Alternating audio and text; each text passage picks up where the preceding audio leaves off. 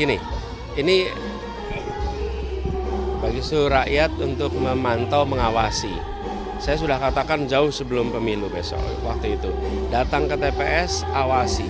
Dan sekarang saatnya seluruh rakyat mengawasi. Karena kejahatan itu takut transparansi. Tidak ada kejahatan yang berani dengan transparansi. Nah, karena itu saya berharap teman-teman media, masyarakat terus pantau agar jujur. Kalau memang ada suaranya, ya harus dilindungi. Kalau tidak ada suaranya, jangan diada-adakan. Karena ini adalah aspirasi rakyat. Dan pemilu kita harus jadi pemilu yang membanggakan, jangan jadi pemilu yang memalukan. Kenapa memalukan? Memalukan itu mau disembunyi-sembunyikan yang dikerjakan.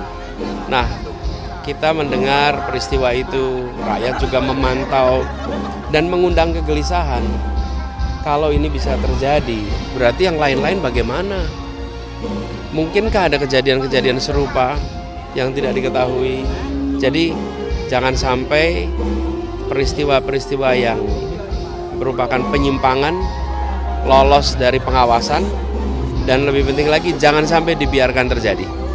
Pengawasan ketat berarti Pak ini bagi Bawaslu, karena kan ini oke masyarakat sudah mengupload C1 planonya gitu Pak, bahwa ketidaksesuaian suara ada di situ, tapi kan ini problemnya ada di masalah sirekapnya. Ya, jangan sampai ini nanti membuat cacat pemilunya. Kalau pemilunya cacat, yang cacat semua. Nila setitik, rusak susu sebelanga. Begitu terjadi peristiwa yang seperti ini, maka itu akan bisa merusak semua. Kalau merusak semua, kepercayaan rakyat bisa hilang terhadap proses pemilu kemarin. Dan pemerintah harus ikut bertanggung jawab. Walaupun ketuanya adalah anak presiden, tapi bukan berarti kemudian segala hal bisa dilakukan terhadap partai yang dipimpin oleh anak presiden.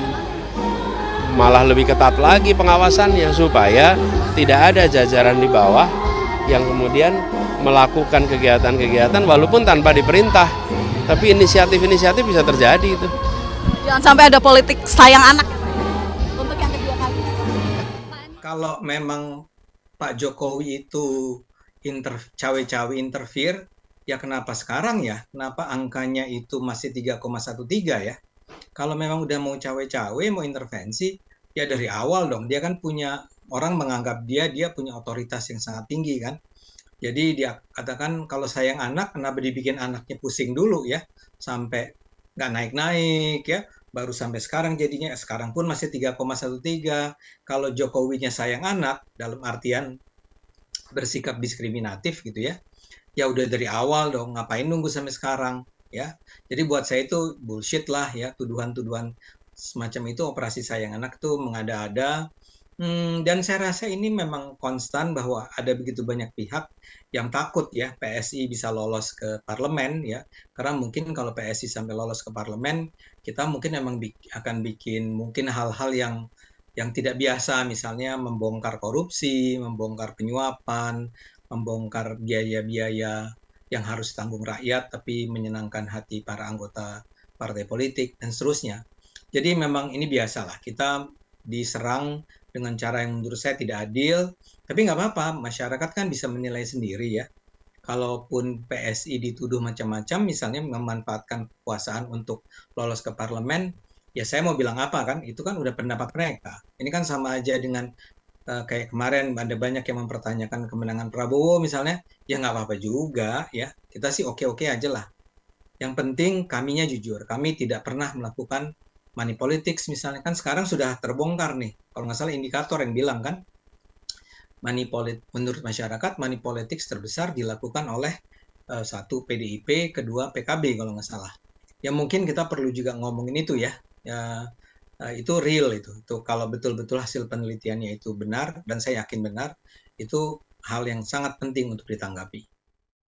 Lonjakan suara dari Partai Solidaritas Indonesia atau PSI ini kita lihat dalam beberapa hari terakhir sangat tidak masuk akal, dengan lonjakan bisa sampai ratusan ribu hanya dalam beberapa jam, dan juga kenaikan dalam presentasi pencapaian suara yang sudah melampaui 3%, walaupun sebelumnya masih jauh di bawah 3%. Nah, dan yang cukup menarik adalah berkurangnya perlahan tapi pasti suara dari Partai Persatuan Pembangunan atau P3 yang kita ketahui selama ini selalu bisa dipastikan akan lolos dalam parliamentary threshold, karena memang P3 adalah sebagai partai yang tertua di Indonesia, juga seperti Golkar maupun PDI Perjuangan, dan mempunyai sejarah yang panjang.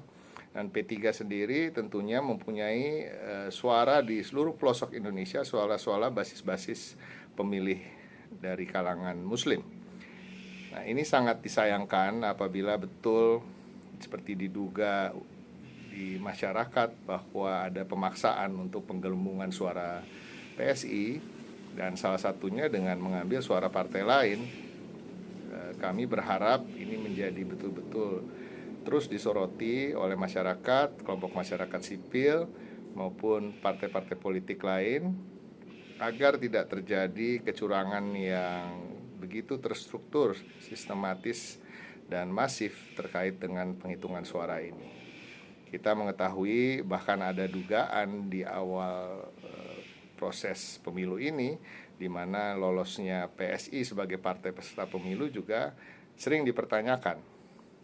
Nah, kita berharap pemilu ini yang tahapannya belum selesai bisa berlangsung dengan baik, walaupun memang sejak awal kita anggap pemilu ini adalah pemilu yang terburuk selama era reformasi. Saya Sister Tarigan. Saksikan program-program Kompas TV melalui siaran digital, pay TV, dan media streaming lainnya. Kompas TV, independen, terpercaya.